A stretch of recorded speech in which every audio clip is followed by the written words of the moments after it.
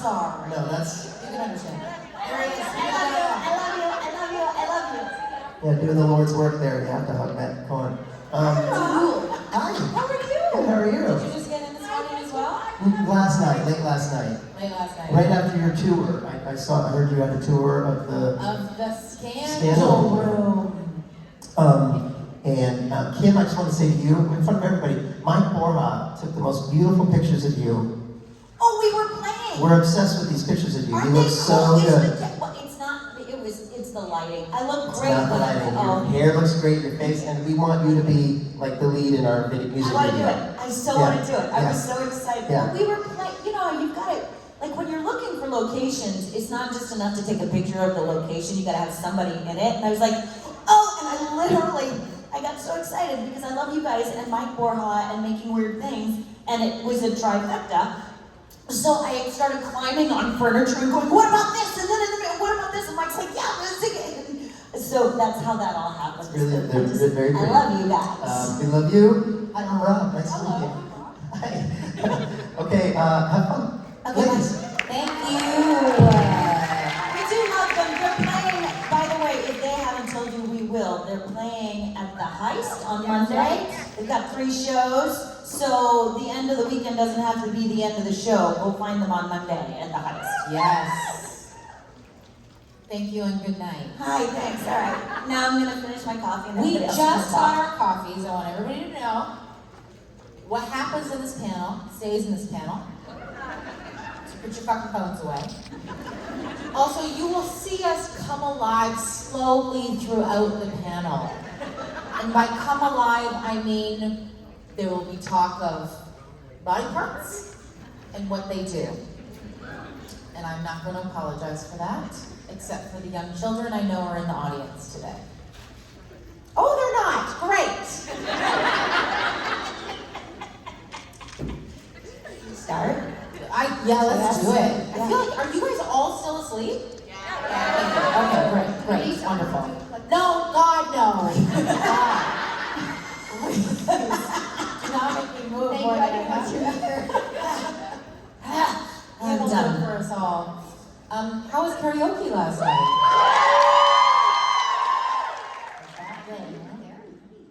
We can't see anything. No. So, yeah. Wait, how was karaoke, Carrie? It was great. It was so good. How many of you were there?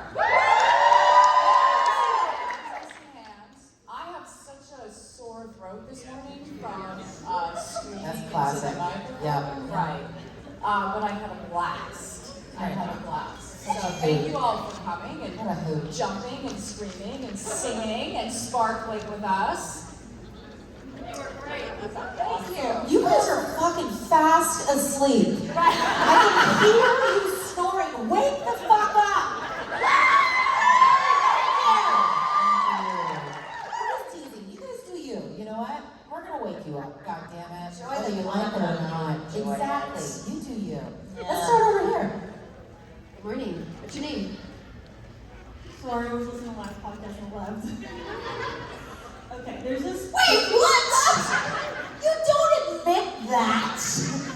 It's my favorite series. Okay, you're listening to Last Podcast on the Left. Okay, but this actually is for all of you guys, especially Briana. There's this TikToker that I love. His name is Cocky613, and he was asked, what are the American, Canadian provinces and American states? So he listed that Alberta was Texas, British Columbia was Colorado, Ontario was California, New Brunswick was Missouri. Has he been to any of these He places? lives in Ontario. Alberta, yes. Yeah, Yes. Yes, my friend from Calgary is like, it's Texas.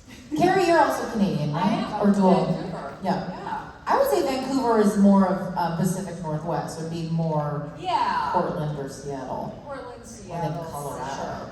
Yeah. Although Colorado's beautiful. That's, Yeah. Vancouver's beautiful. But Is this water. sorry? Let me finish. Sure, Finish. you said Ontario was what? Manitoba is South Dakota. Yeah, okay. Saskatchewan is Arkansas, and this is what he said. It's flatter than his ex-girlfriend. It's rude. We don't body shame. Yeah. But go ahead. That's what he said. Yes. Quebec is Hawaii. Hawaii because, as Mike said, they are trying to become their own country. That's true. And then Labrador and Newfoundland or Massachusetts because we can't understand them. I can't wait for the question at the end of this. New Brunswick is Missouri, Nova Scotia's Maine, and then... Did you memorize all of this? Yes. Why?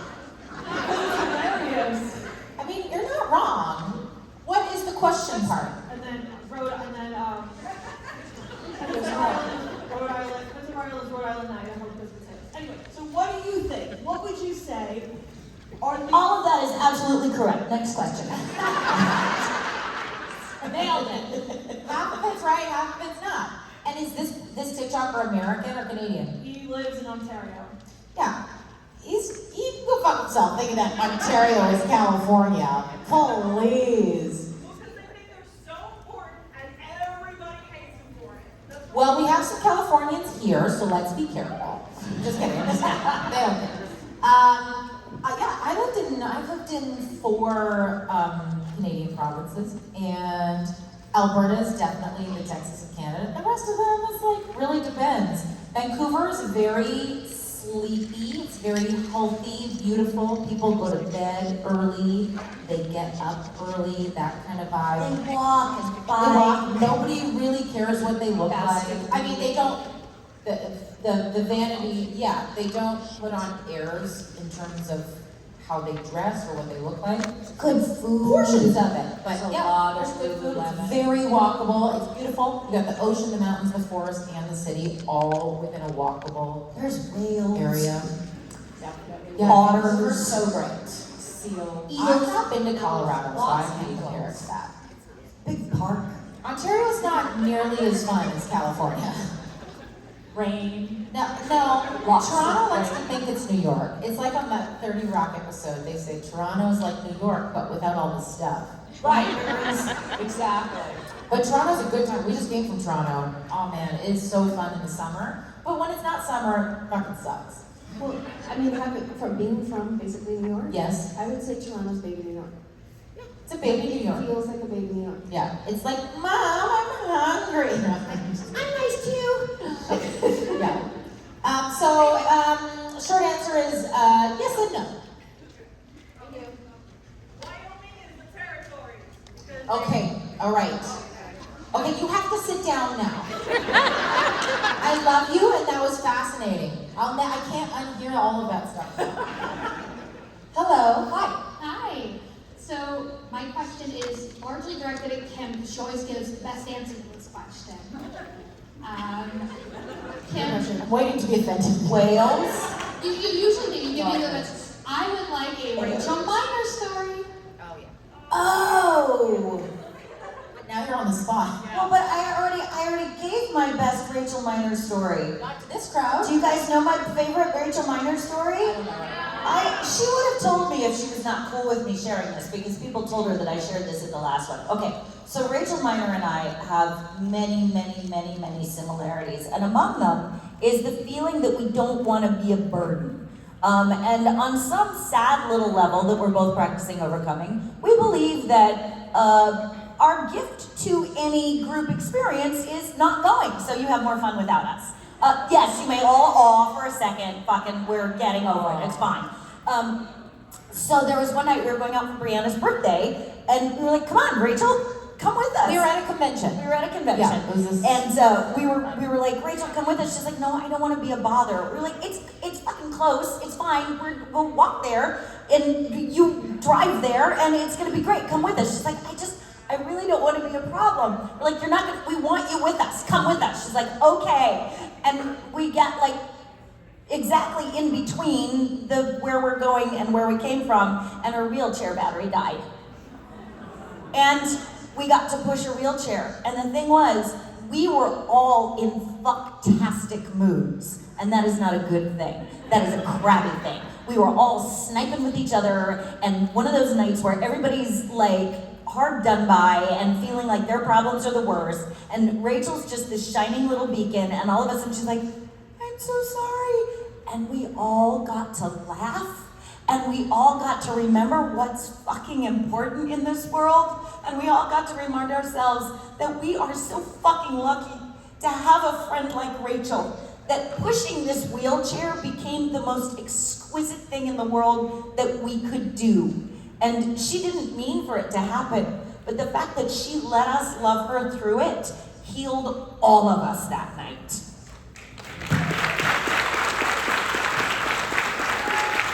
Thank you, guys.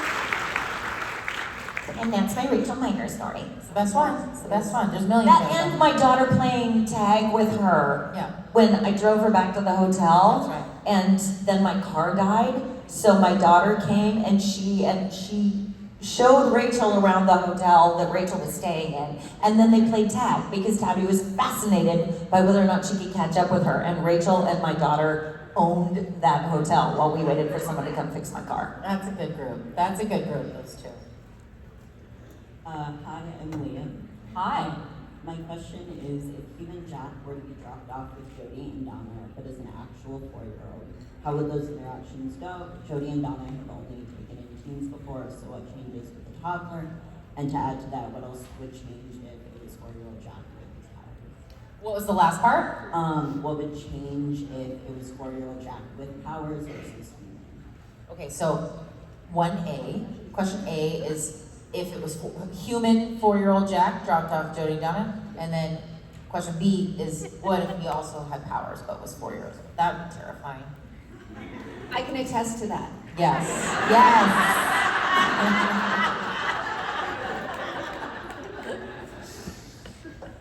Very hard to discipline. Yeah, I feel like, I won't speak for Jody, but I feel like Donna would not, I don't think she's had experience with children at all in her life. And so she would just treat them like, she'd just be like, do you know how to use a flamethrower? Go, okay, well, I'm gonna go, so you fix yourself a sandwich and I'll see you after work. I think she wouldn't know. I think Jack would be fine because he would now have his powers. And so he would survive, but the house would be a fucking disaster. I think that after Jody got over the issues that would come up that she thought she'd buried about losing her son, she would then very deliberately, very lovingly, and very coherently hand Jack to Claire and say, now you know how it fucking feels, don't ya? You're in charge of this. Make it work. Love you so much. You're my favorite. Thank you very much. Thank you. Hi. Hi. My name is Beth. I love you all so much. I just have a question. It's going to be kind of complicated. It's a would you rather question. It's either would you rather never be able to laugh again or never to be able to smile? Smile. Smiling's for chumps. Laughing's the best. I say that because I feel like as a woman, I've been told to smile, and so my smile is not my own. It's for other people, where my laughter is my joy, and that is my own. Same. Yeah, so I pick laughing. Thank you so much. Bye. Is there anybody else? The smile is the indicator, Yeah. the laughter is the feeling. That's right. Exactly. Yeah. Exactly. Kim's thinking. Yes, right here. Oh, Kim's Gemini about that question. Kim's neurodivergent Gemini. Were you not here yesterday? Have you not met me? What happened? The phone went down. Oh, Say okay. your phone. down. We're back. Yeah, did you leave the microphone? Probably for the best. It's okay. We don't need to go into what my brain did to They're that gone. question. Never mind. I choose to pass. Good morning. What's your name? Sorry, hello, my lovely ladies. My name's Marnie. First off, I'm with a young lady who just turned 16 last Saturday. Could you tell Laura happy birthday? Happy birthday, Thank you. So anytime you start a new job in a new company, there's typically already friendships established and they've already got the groove and everything. So when you all started on the show, was there a time frame or something that happened that made you feel part of the family? Mine for sure was the very first scene I ever shot, which was the donut scene. because I've told this story a million times, but some of you are new, so here you go, is that Genzel was told by Phil Segretia that who directed that episode, that I was a professional comedian, and Jensen fancies himself a professional comedian. And so he was really excited to show his shit in that episode. You guys don't know this, but in Toronto, we all went out for dinner, and he regaled the group with his version of how that went down. And I went, oh, that's so lovely. That's not at all what happened. It was just like, and then I thought, I'm gonna pick up a donut and eat it and make her laugh. And I'm like, bitch, no. Phil directed me to do that, and then you did it. Anyway, God love him. I hope he gets a job one of these days. But I was really nervous because I hadn't worked that much in TV, and so I was just trying to not fuck up. And he thought that I was impossible to break, and so that's why he kept on taking bigger and bigger and bigger bites of that fucking donut. And I was like, what is he doing? That's all I was thinking in my head was just like, he's so unprofessional. Anyway, it was like my very first thing, and the crew thought I was hysterical, and the fact that they still remember that out of all the other shit I've done on that show, that being the very, very first time, it's so nice to like make an impression where you're like, oh, I can rely on that for the rest of my life. And then, yeah, I felt like I was immediately part of the family right after that. Nice. Thank you, goodbye. Just kidding. Anybody else? I was the first person on the show, so Oh yeah. I felt pretty welcome. I think I'm the first person you see. Yeah. I'm also the first death. Wow, wow. Yeah. You're the OG. I am. I died on fire. You died on fire. But, I mean, that was a little bit of a different thing because it was in LA and it was the pilot and everyone was new. It was shot in LA. Mm-hmm. Oh. And so then when I came back for my second episode, which was like in the first half of the first season, oh my God, that just got louder. I thought they were talking to me. Hi. It was a whole new crew. The only people like were a couple of the producers and the boys, who I had never worked with. I'd met them, and like we'd been to parties and stuff like that together, but actually working with them for the first time. And it was like aces. Like the crew was amazing, as we all know. It was mostly the same crew through all 15 seasons. Yeah, we all hung out. Everyone just like stayed late after work. We'd go back to the hotel and hang out there. Like it was immediately a family. And I think I'd love to hear what you have to say because everyone sort of says the same thing. Like maybe like by later in the season, everyone was tired, and so there was less hanging out after work.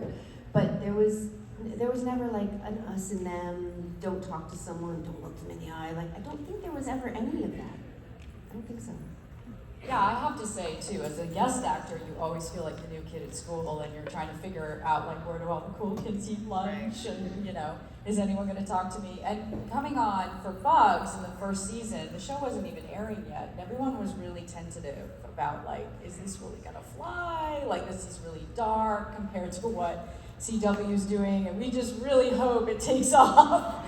And so it was different. Like everyone was really friendly and great, and it's a Vancouver, show, and so everybody's awesome. And then coming back 10 years later, total family vibe. Like and people were like, "Oh my God, you're back!" And it was really cool to see a lot of the same faces that were there. It totally had a family vibe, and it felt like a family reunion for me, even though it had been so long. People did remember me because of the spiders. I was kind of. I mean, what an episode! Like that was the episode, not necessarily for the best reasons, but it was the famous episode. It's to be like, very I was famous in that episode. as well. Yeah, you were in that? No. Oh, I was like, wait, where were you? And she's like, I was in the I shower. played the spider. Yes. I was on the wall. Were you the one that bit me? Yeah. Okay. All makes sense now. So there was definitely a great family vibe. And I gotta say, like, when you're a guest actor and you're coming on a show that's been on that long, it's not always warm, fuzzy, and friendly. It's at that point, usually the cast Can we hates go as each far as other. to say almost never? Yeah, it's like next to impossible to walk onto a show that long and actually have a really friendly experience. Usually you just kind of sit in your trailer and shoot your stuff and go home because everyone's fighting. So, that was, Supernatural was totally different. It really was like a family affair. So, yeah, I can say from a guest actor, even I felt that. And I think it was self-perpetuating. Like the more we would up there, I loosely use the term we, but you would hear that, like, oh, I've heard that about the show. I think that you would want to keep that going, and it wasn't fake in any way, but it was a constant reminder of like, oh yeah, this is how we want it to be. We don't want that to ever change, and so it was just perpetuated through the end, and still. Yeah. And still. What about you? Do you have anything to? Oh no, I mean, the only thing I would add, because the question was, when did you feel like you were a part of it? And for me, because like Carrie said, I'm used to being once a week the thing and then I go away, and once a week the thing and then I go away, and once a week the thing. And it was the fans, it was you, it was this that completed the cycle and was like, no, sweetie, you're home. Welcome. So was you guys. Definitely, I felt that from going from the first season where there was no social media, and then to just my imagination, and I was not prepared for what was coming, right? I was at home and the show was airing, and I'm like, oh, I can't wait to see the episode, it's so cute. And all of a sudden my phone just started blowing up, and I'm like, what's happening? And I look, and it's like ding, ding, ding, ding, like I couldn't keep up with it. And that's when I really felt it, because I had gotten, letters or people reaching out to me on social media about bugs, but it wasn't until that it was like this tsunami of love that came at me, and it was really overwhelming in such a beautiful way. So I second what you said. It's you guys. So thank you for that. So wake the fuck up. I'm just kidding. You know me. Thank you, whoever asked that question. Oh, thank you. Hello. Hi, I'm Jess. I just quickly wanted to publicly thank him for always believing in me, even though I haven't. I am, after a long time, getting back into the dating world. I was wondering, how do I let my walls down enough to let someone else in, but keep them up enough to protect myself?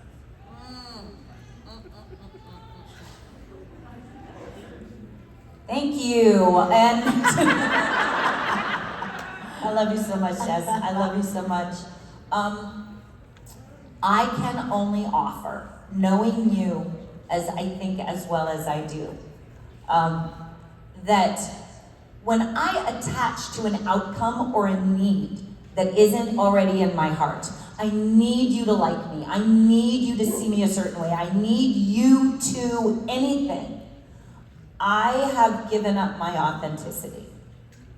So, I suggest allowing yourself to focus on the other person instead of being aware of that voice inside your head that's like, do they think I'm pretty? Do they think I'm funny? Do they think I'm enough? Do they think? If I focus on them, pretty soon I'm gonna realize, do I even fucking like them?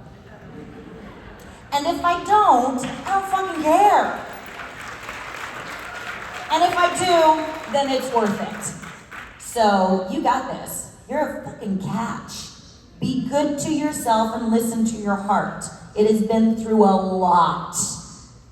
And it has learned from every mighty step you have taken. You got this.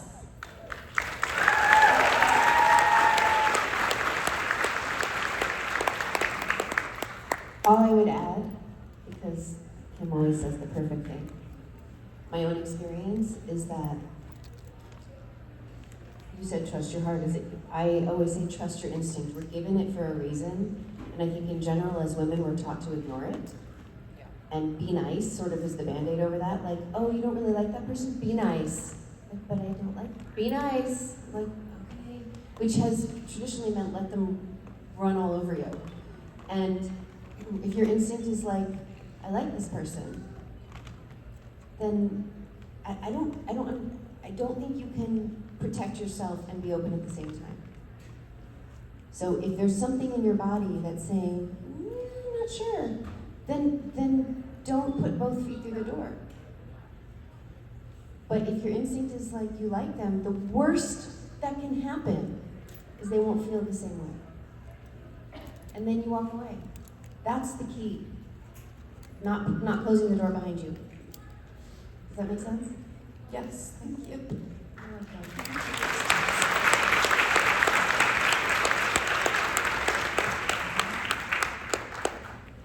Hi. Hi. So, Kim, I know you have a lot of tattoos, but I was wondering if... I have 2. Well, They're just large. But I was just wondering if you ladies had any supernatural tattoos, and if you don't, would you ever get one, and what would it be? No and no. Been waiting for the right moment to do that. No, I don't. I don't know why. I have a Joan Club tattoo, which is a community of people that I've created. Everybody's invited to. That is a community as opposed to a platform or an audience, which I find social media to be sometimes. Everybody's invited, and it just says RAR, R-A-W-R on my arm. It's very teeny tiny. But the rest of my tattoos are all commemorative of experiences. Some of them are fun and ridiculous, like the one I got with Matt Cohen on Bondi Beach in Australia after we had some champagne. I know. And then some of them are very deeply personal after experiences that I've had and feel like I've come out of or are in the process of coming out of. They're commemorative of that. But they're all in the same vein as I imagine you all get tattoos, which is to remember why I'm doing something or feel a certain way. And I think it's just beautiful the way everybody kind of has this club via this ink this adornment that they put on their body, and I think it's really special. But no, I'm not gonna do that, thank you. I'm not gonna rule it out, but my tattoos are very much, I take something sacred from the inside and I find a way to adorn myself on the outside. And Supernatural has been this experience that has taken from the outside and become an exquisite part of my inside.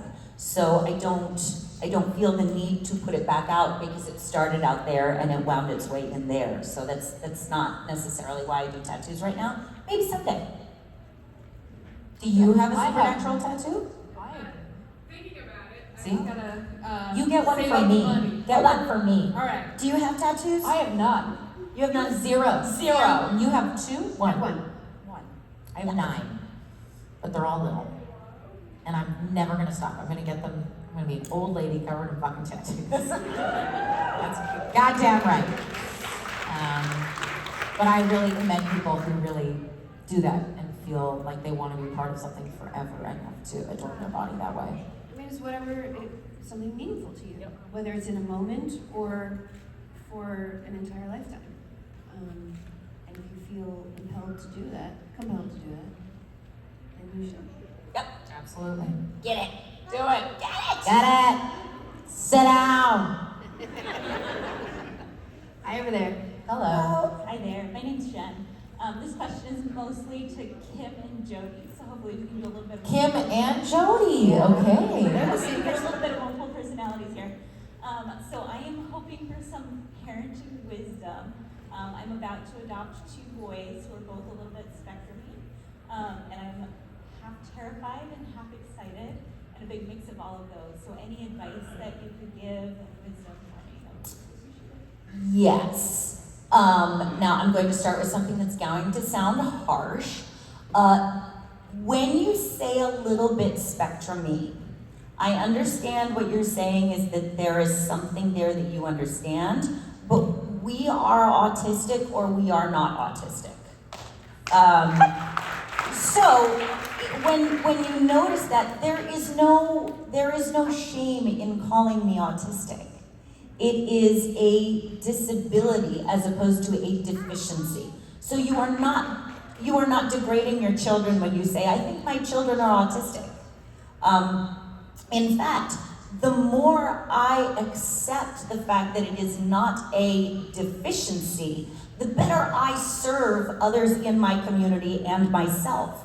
So I would say, before I knew I was autistic, the best source that I had to help my child was other autistic people, because that is actually where the wisdom lies. The other thing that I will say is setting aside my ego, because boy, there were plenty of times when I was like, you don't understand my intentions, stop telling me I'm a bad mom. And people were like, we're not telling you you're a bad mom, we're telling you that you're fucking hurting us through your actions. So change your actions. That's hard to hear, because I want my love to make me right. But you know what? The strongest, most courageous thing I can do with my love is to let me learn. And that will serve you so well. So be humble, be teachable, and see your children for who they are. Because ultimately, the other thing is, if you've met one autistic person, you've met one autistic person. We're all different. So you are going to be great because you love them and you're walking in with your eyes open. Just let yourself be in the process of learning. If I can just clarify that for you. The reason I say spectrum E is because I see that they are probably autistic. They are very verbal and very clever, and they're the kids that often get missed or undiagnosed. Okay, so they have symptoms that don't often line up with what we perceive as. I know this isn't my personal soapbox. They're not in my care yet. Yep. So I am pushing for a proper evaluation. They have been evaluated, but I Great. don't trust it. So you suspect that they are neurodivergent? Yes. That's a fucking awesome place to start, because what you're seeing is you're seeing differences as opposed to problems. It's not a problem, and it's going to be great. You're going to be great, just one little step at a time. So I thank you for clarifying that, and I totally understand it. The other thing is, a lot of what we think is autism is actually trauma, as filtered through my neurotype. So I love the fact that you're looking at things and asking for evaluations, and then really trust yourself and trust them. Ask them. Make sure that you involve them in their lives, because they're the best resources for who they are. You're gonna be great. Thank you. Congratulations. Yes, yay mama! Hello. I'm Briana, and I have another question that might make him think a lot. All right. Oh, good. Okay. Oh, here we go. So, if you could spend a day with Lucifer, what would you do? And make him some soup. Wait, Donna or Briana? You can pick. I just did. Okay, great. Soup for everyone! Thank you so much. Have a seat. Just kidding. Go ahead. My brain is. All right, fine. I'm going to go there. Which Lucifer are we talking about? First of all, because there's a fuck ton of them out there. Okay, let's say he's in Sam's body. Okay, so the supernatural Lucifer. Oh, okay. Hold on. Not the good omens. Hold Lucifer. Not the biblical Lucifer, not before he fell Lucifer, not before, and if we're talking literally, if I'm spending a day with Lucifer, Kim, In Sam's body. doesn't matter where, then I'm suffering, because that's the point of Lucifer. I'm just going to suffer. I understand that you're thinking that maybe I have special powers that I can, but Lucifer is morning, is dead, is say I can't withstand the force of, like, it's gonna suck no matter what I think, or I'm going What to have you succumb done? to the power of evil, and I'm going to melt. I won't be me after spending a day with Lucifer. Have I died, or did Lucifer show up to this planet? And if Lucifer's on this planet, is it just me that's having to spend a day with Lucifer? Did you do it on purpose? Do I really think the force of my love is enough to withstand ultimate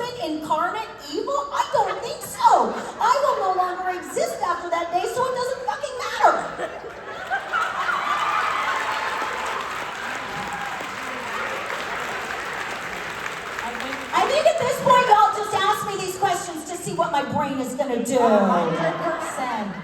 Definitely soup, I think. Soup is the answer. Soup is the final answer. Answer for everybody. Thank you. Way to go. Way to go. Jesus fucking They asked that question right when the caffeine hit too, you could tell. Yay! Oh Hello! my god, my face hurts. Good morning, ladies. Good morning. First Top of all, that. I wanted to say two things. First of all, I work with the autism community, so I really loved your answer. And then I did have a question. So my question is, if you could change any of your plot lines, what would it be? Or if you wouldn't, either way. I mean, I'd have a spinoff.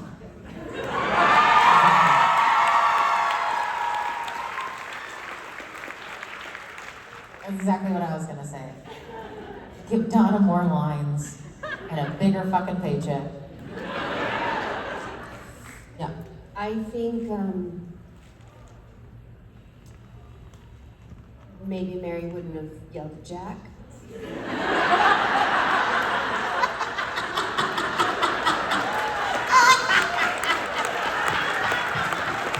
Such an easy rewrite. Subtle. Yeah. I know you're mad. Here's a cupcake. Problem solved. And we'd still be on the air. Correct. I would have been like, yes, it's a nougat cupcake. I know you're mad. Nick was kind of an asshole. It's okay. Maybe a homemade bowl of soup. Or soup. How about Briana salad? soup. Thank you. Soup.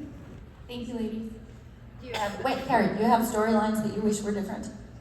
Maybe that in Bugs I didn't die naked on the floor with 180 live tarantulas crawling all over my body. I mean, couldn't Linda maybe she'd have a showing or something and she didn't go take a shower that night? Or a date, I don't know. Absolutely. Right? I love that. Right? Where would she be now without all those fucking bugs? She might be, she might be Realtor of the Year, I don't know. Absolutely. But we'll never know because she's dead.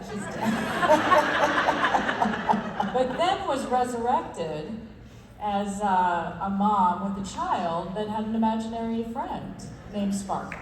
There you go. And thank God for that. So thank God she died. That's right. Thank God she's dead. Hello. Hi friends, my name's Kate. It's my first convention, first panel question. Woo! So Don't fuck it up. You're doing great. We got you. I have Don't go bad- ahead and ask her a question. I have No, bad- take your time. It's okay. Really think about it. We're listening. So I have bad anxiety, and I was wondering.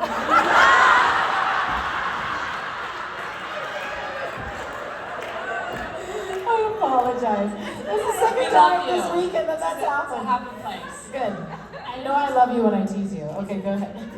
I was just wondering what some of your self-care techniques were, especially like if you feel like you're getting an anxiety attack.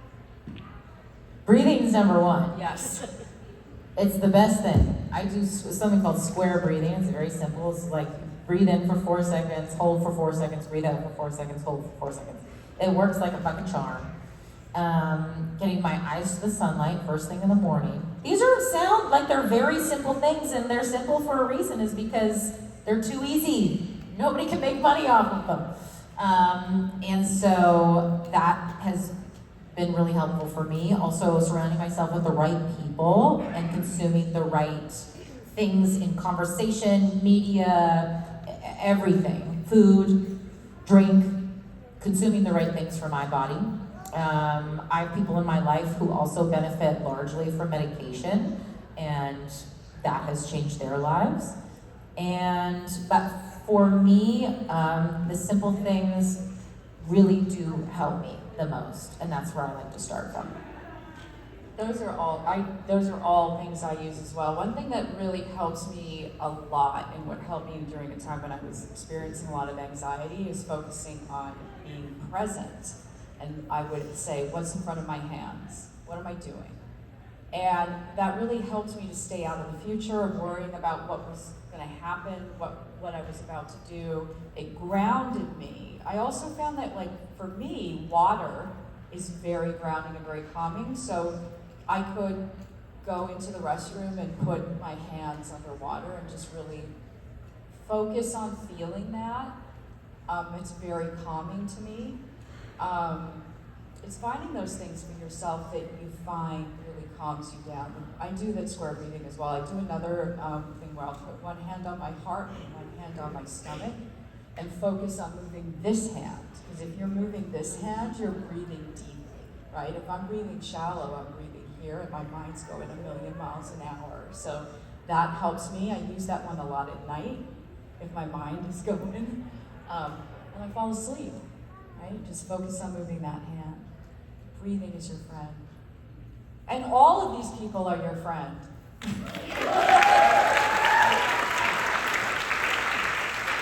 You did it! That's the first one! Yay! I'm proud of you. I have a weird anxiety practice. What's that? Bring it. People, like, even my husband now, he's totally on board, but a lot of people, I think about the worst case scenario. I go, like, out of my lizard brain into my cerebral prefrontal cortex, and I'm like, what is the worst thing that could happen with what I'm afraid of? And, I mean, I think I said this before, it's like, am I feeling anxiety of what is actually happening or what I'm afraid is gonna happen? So I go into what am I afraid is gonna happen? And everyone's like, you're so negative. I'm like, I'm not negative, I'm prepared.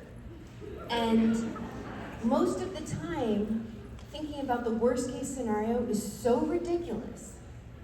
But even if it isn't, I go through it and like, what happens on the other side of the worst case scenario? I'm fine. So the worst thing in these things that make us anxiety, like not crazy, I'm not like, well, what if I fall off a cliff? Like, not that. But like, what if this person's angry with me and they leave and we're in a fight and I never see them again? And I'm like, that would be awful. I would still be okay. And it calms me down. I'm like, oh, so the worst isn't going to happen. So anything short of that, I would still also be okay. So now I can start working on a solution. That's because that's how I go all intellectual on that kind of stuff, and it overrides my feeling. So there actually have been studies that imagining the worst case scenario can actually help you because you're not just living in this like, what's gonna happen? You're like, well, this could happen, but it's not going to. And now I can work backwards to the cause and realize like there are so many ways that I can manage it. Does that make sense? Yeah. Yeah. And I've been on the phone with you when we've done that together, and it really is. It's very effective. Yeah. Thank you. You're great. You did good. You did great. Good morning. How are Good you guys? morning. So I have trying to frame this right. You guys are absolutely perfect in your roles, and we're all in love with you. But there had to have been a creative process to get there, and I was curious to know how you all built your characters. Now, how much information did you get in the beginning? How much is out of your own brain and heart and soul? Because we love those characters so much. Clearly, you ladies put a ton of work into that. So I'm just curious to know how that all came together for you in the beginning. It wasn't until I'd been on the show for 6 years that I started believing them when they said they weren't killing me this time. I don't know. Like they'd be like, "Are you available this date and this date?" I said, "I don't know. Can I see the script first? Can I see the last page? Maybe. I don't know. There was one episode that I shot where I didn't put. They kept saying, "You're not dead," and I'm like, "Doesn't say so in the script. Doesn't say anywhere here that I'm not dead. I think I'm dead. So no, I won't give you another take." No one's ever really dead. No one's natural. But that's not true. Sometimes. That's to an actor who needs a paycheck. Right? And came alive. So the one time that I remember being like, Jodie would. There were 2 times, but I'll only tell you about one time because this one's really quick. There was a scene where Sam and Dean show up at Jodie's house, and she's eating pizza and watching chick flick, and Sam makes some comment about what Dean likes to watch, and in the script, Jodie's response was very judgy. It was very kink-shaming, let's just say. And I was like, Jody doesn't shame people for shit, especially not these two boys. Like, this is way too, I was like, I don't think she'd respond that way. I think she'd be fascinated. I think she'd be amused by his embarrassment, but I do not think she would shame him and recoil at the idea that he watches anime porn. Like, that's like, in the grand scheme of shit they've been through together, that's nothing. So, and they kept it. That Jody's response was, really? Instead of, really? And that, I think, was very, it's telling. And then the little moments that we make together. There was a moment when, just physically, I had the instinct to not let go of Genzel because I knew he was suffering. And we were not looking at each other, but he held on to my hand, too. And so it's the kind of things that evolve in the moment. It's not really processed through. I'm sorry, I just talked a lot. Can they answer the question, too? Okay, thank you. What if they said no? Yeah. I know. Norton's like, shut up, get off stage. But a lot of my character was not a large, it was just a principal role at the time. It wasn't even a guest star role. And they wrote the accent into the script, and they said in the character breakdown that they wanted her to be like Margie from Fargo, except not pregnant. And I was pregnant at the time. But because the character was written as, overweight, that I was like, I could just play it off as that. But I remember in the audition, Phil Zagrecia really wanted me to push the accent, but I'm from Saskatchewan, so North Dakota accent is not that far off, so it was very easy and simple, and then she developed from there via the writers, via the directors, and me. I think all I have to say is that I think the casting was spot on, and then I think they had like X-ray vision into who we were, and they found whatever little piece of our essence fit what they were looking for so perfectly, and then they wrapped the character around us and let us grow together. So I think Genzel originally auditioned for Sam, and they're like, that's not how that's gonna go. And look at, well, we're very grateful for all your creative minds that came together and made such a perfect ensemble. Thank you. Yeah, me too. Well said. Carrie, did you answer? No, that's Please okay. answer. No, as a guest actor, you don't really know much of anything. They redact as much as they can. Like when I auditioned for Just My Imagination, I didn't even know that there was unicorn blood in the scene. I couldn't figure out why in the script it said that she was touching her face. I was like, what's wrong with this lady? She's like, is she stressed out? She's worried about her daughter, but I don't even understand. So, and then there are other times I auditioned for the show where it wasn't even a real scene. It was a scene from another episode that had already aired. So they had secret scripts for Supernova. Oh yeah, sometimes they write just scenes for auditions. Yeah. Or they're all blacked out. It's like speaking of Watergate, it looks like it's and so you get the script and you're like, oh yay, right? And you kind of got to do, the process is fast of coming up with the character. But that's the thing with having such an amazing cast, is that you have these incredible actors to play off of, and a lot of the character kind of gets created as you're going. It's reacting to the other actors, to what's going on, and that's where the magic happens. Thank you. So cool. I didn't know that they had the redacted thing with secret. Sneaky fuckers. How'd it go? Yay! Awesome. Yeah. Please give it up for these lovely ladies. Carrie, Genzel, Briana, Buckmaster, and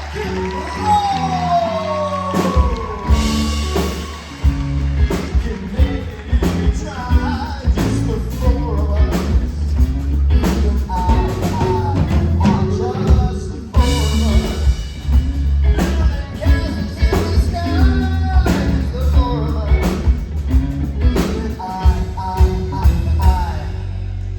Ladies and gentlemen, we don't know what's next. We're just the band. Nobody tells us, so I'm going to find out real quick here.